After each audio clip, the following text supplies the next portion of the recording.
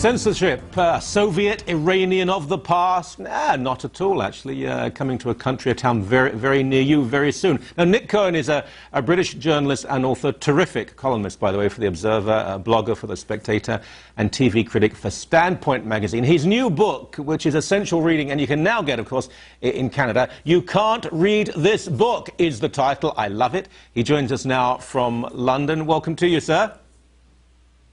My pleasure. Thank you.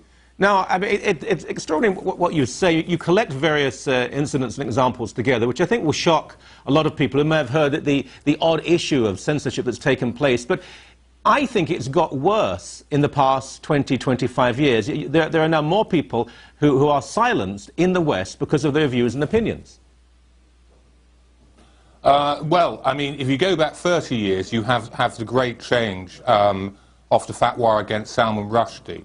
And that, for the first time in Western countries, introduced violence. It might have been para-state violence from Iran, but until then, people, writers, journalists, ordinary people in the West didn't think that if they put forward unpopular points of view or views as a rather theocratic and unpleasant minority might take offence at, they didn't think they'd be killed. And that changes everything. That has brought a great wave of tongue-biting, of self-censorship, of quite a lot of hypocrisy as well, Michael, into Western discourse. Even beyond, I suppose, the sharpness of you will be killed, you'll be physically attacked if you say this. I mean, you probably are aware of this. In Canada, I think they've diminished, but we did have the huge influence of human rights commissions, where if you merely had an opinion... Yeah, I know about those. Yeah. Yes. I mean, do you have something like that in the UK as well? No, although... UK law is very messy. There are lots of things that if you offend certain interest groups or cross certain lines, you end up in trouble with the law. It wasn't as clear cut as it was in Canada, and they're all dealing with a fundamental problem. It's fine for the law to say, this isn't a book in favour of absolute free speech. It's fine for the law to say, for instance, it's wrong to incite murder. Yeah, because it's a crime to incite murder. If you start talking about incitement to hatred, well, it might be a sin to hate someone, just it might be a sin to envy them or to lust after them, but it isn't a crime. Yeah. And the law gets itself into the most terrible messes when it starts making criminal offences of incitements to acts that aren't crime. And all kinds of hypocrisies start boomeranging back at the politically correct state, which we have in Britain to some extent.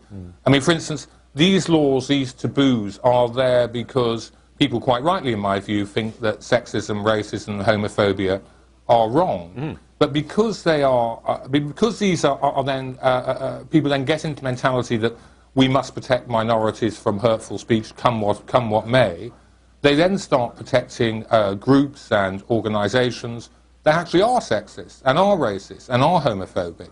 So you can see how, if you like, the political correctness of the 1968 generation has boomeranged back through the air and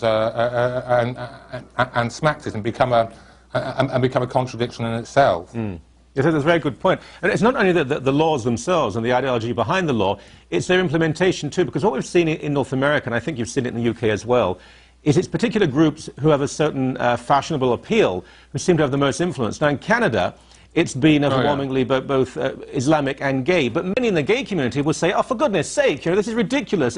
If I don't like what the guy says, I'll ignore him. But within the Islamic community, it's quite difficult to find many people who will say, it's wrong, you should be allowed to destroy a Quran, you should be allowed to make fun of Muhammad. They might say this, but it's followed by a very large but, which leads to, you can't do it. Yeah, well, there might be more Canadian Muslims than you think who say that in private, Michael. But, I mean, look, let's just look at laws, constitutions. I don't know, for instance, who has been up before these tribunals in Canada. There might be people who are incredibly prejudiced and incredibly racist.